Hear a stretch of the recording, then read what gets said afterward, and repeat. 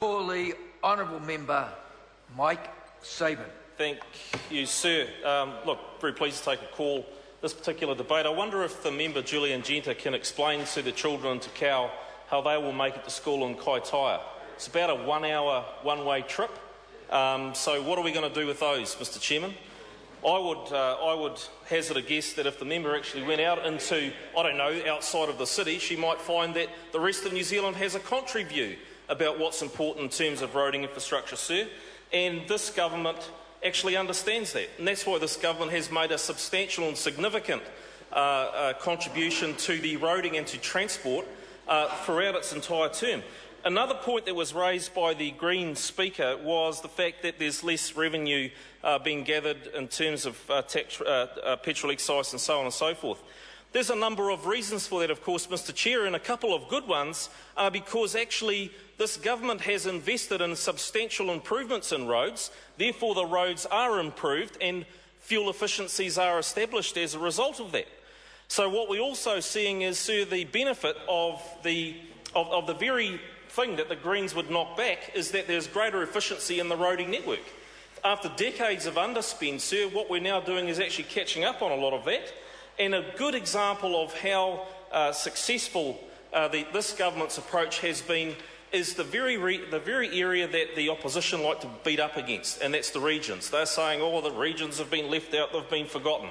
Well, I will speak to you, Mr Chairman, from a region that's growing at 7.4% year-on-year growth, from a region that has had six successive quarters. Thank you, Mr Mitchell from Rodney, my partnering MP, just south of me, South Northland, I like to sometimes refer to it as.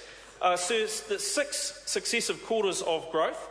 We have business confidence up, unemployment down. And while Hone and Sideshow Bob up there are sort of... Order. Member must use a member's full name or title, not just their first name. Certainly, Mr Chairman. Hone Harawera from the Mana, well, I'm not sure, is it the Mana Internet German...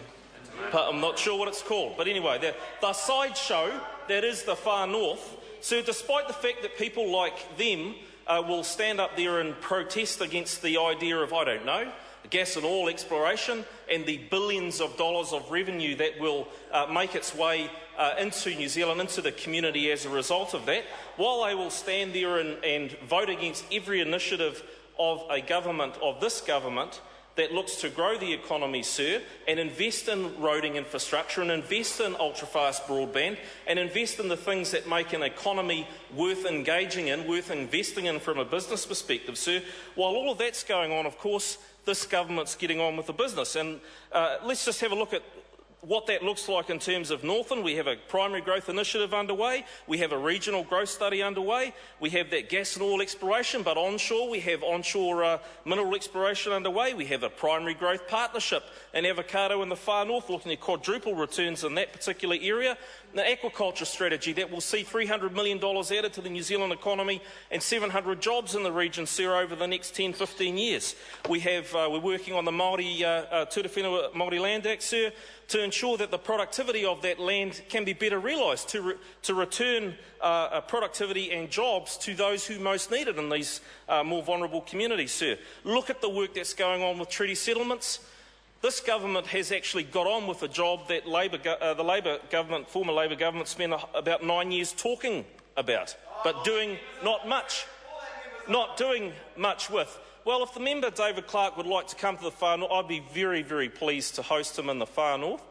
And perhaps we could go around and have a talk to a few of those. What spokesmanship does he have? A small business or something, isn't it? Or actually, that would be a great area. Let's book that in. Let's make that a bit of a bromance date sort of situation there, Mr. Clark.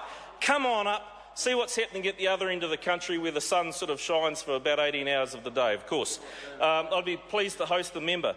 But, sir, in all seriousness, the government policy statement recently announced we're looking at $360 million of additional contestable funding, $212 million going into 14 specific projects, and we're looking at almost $1 billion a year of investment in regional roads. That is a substantial investment, and the Pūhoi to Wellsford, the fast-tracking of that, has said to everyone in Northland that the Labour and Greens would get rid of it, but this government believes in Northland, believes in the economy and invests in it and continues to invest in it, sir.